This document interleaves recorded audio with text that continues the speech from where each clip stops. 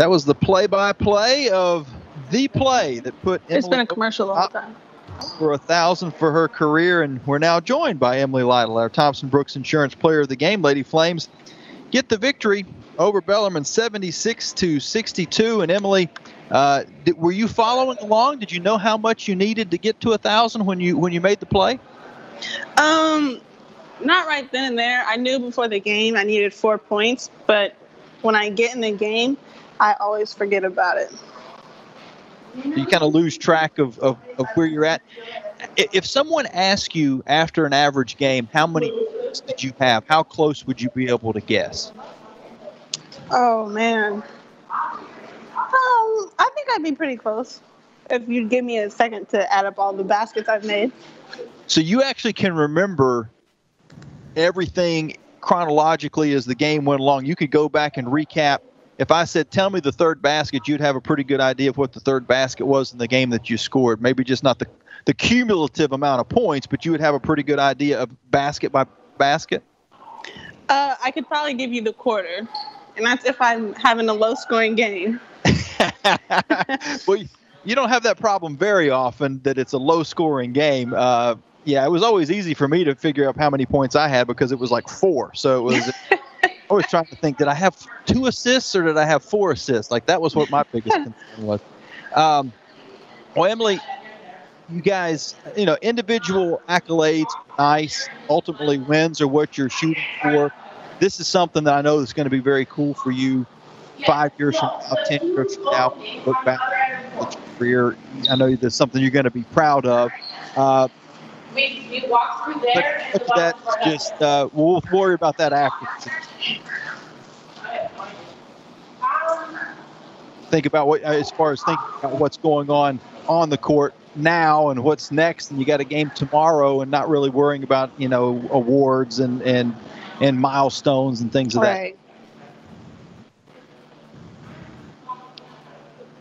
So what's it going to take to get a sweep against Bellarmine? They're a pesky team. You guys had a couple of big leads on them, and they were able to kind of chip back into it and get it down into as close to 7 points there after you guys had led by 19. What's it going to take to sweep them tomorrow?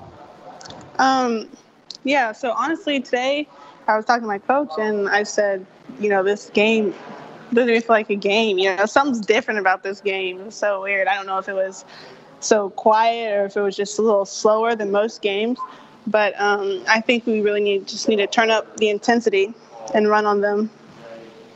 Not let them, have like this, okay, we lost yesterday, meaning today. We got to come out tomorrow. We got to kind of shut that down. It has seemed like over the course of the season, Sundays, last weekend was a little different because you guys actually lost the first game and you were the team having to respond in game 2. But previous to that, it does seem like Sundays have been a little bit slower out of the gates than Saturdays have been. And is that kind of going into what you just said there, that maybe you take it, you don't have it in high speed when you start the games on Sundays? Is that what you're saying needs to change for tomorrow? Yeah, that's exactly what I'm saying needs to change because, we win one game, we kind of become relaxed, okay, we won, we can do it again. And so, yeah, that's exactly what I mean. Tomorrow, we just got to come out like it's our first game, like we never even beat this team before. What is it about Bellarmine? I know they hit some threes today. They don't normally hit at that percentage. Certainly, they that kind of helped keep them in the game. But ultimately, they're just, I don't know. This is a compliment, but to me, they seem kind of pesky. Yeah, they're a very scrappy team, and yes, yeah, they're a scrappy team, and that just means we just gotta be in our A game and not let them push us around or not letting them get in front of us inside the post. And so we just got to scrap with them. Last week's losses, how much did that bother you personally, and how much did it bother this team? Because it seemed like you guys, after a little bit of a slow start, you guys really kind of caught fire. Yeah, that game for me, it was a little upsetting because we had never won in their arena before, and so we're still, I believe, 0-4 at their home court. So not winning, that kind of hit me And I know Coach Green, always talks about not using revenge as a factor, and it's not, and it's not like you're playing North Florida, but it did seem like you guys, when you were in rhythm, you started taking it out a little bit today on Bellarmine, because it seemed like you guys were very physical as well, and maybe that was something that you weren't enough of last weekend. Mm-hmm. Yeah, exactly. We were just hungry, ready to get back on our winning streak.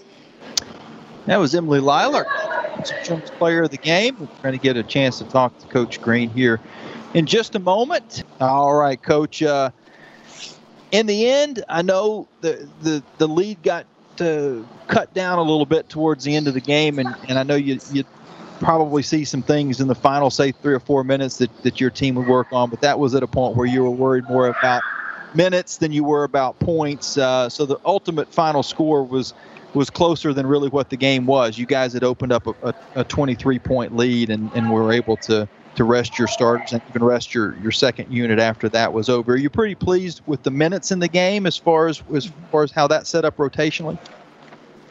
Well, I have to say I'm pleased, but I think I could have done a little bit better looking down through there, rested them, but the game was not determined until really, I think that second quarter was a big quarter for us, and how things went early in the third quarter. So that was with second group, first group, and a good effort for both of them. And overall, I thought our post players, especially in the second half, did so much better on the defense. It was hurting us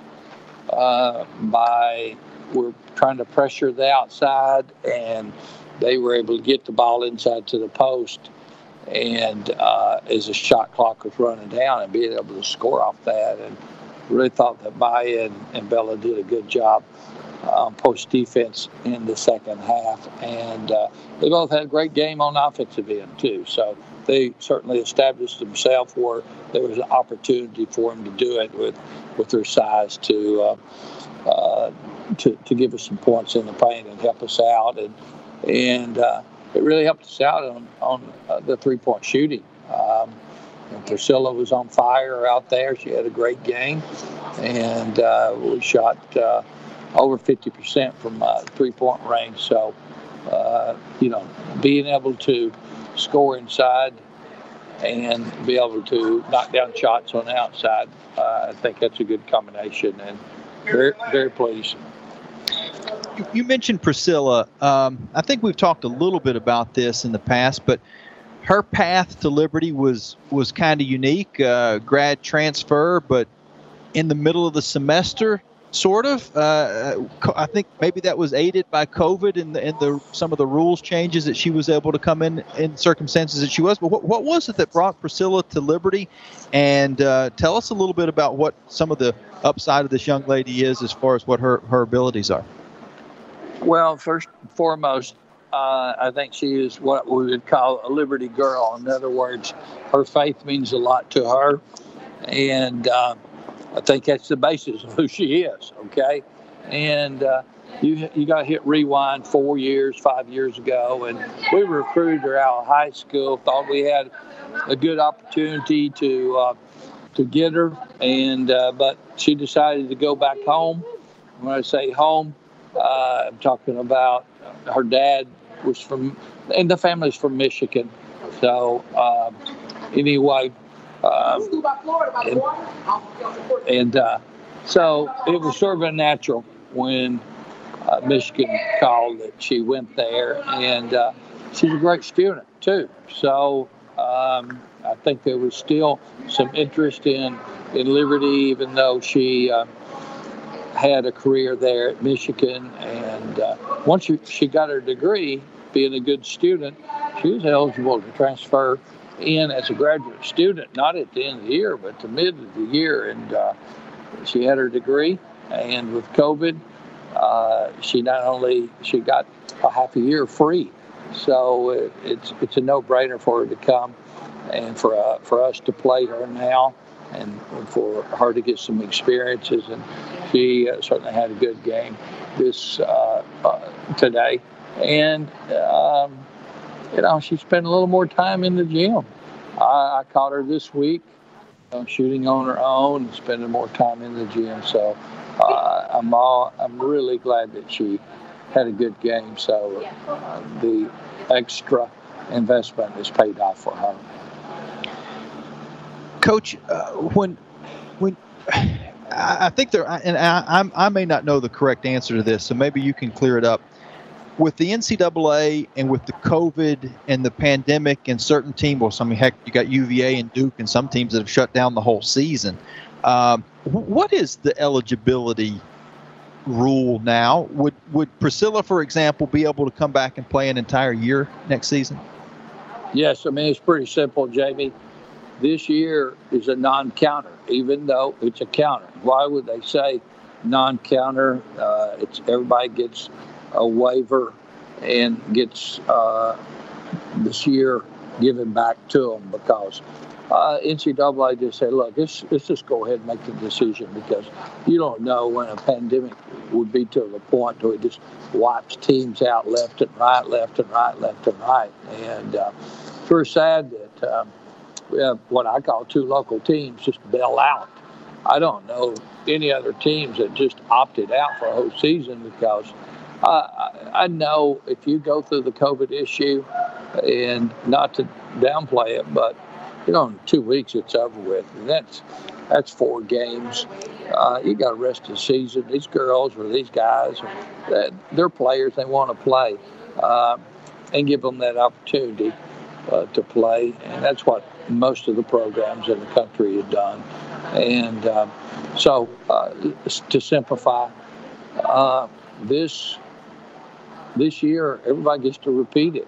And what does that mean? That means Bridget Ristad, Ashton Baker, they can come back another year.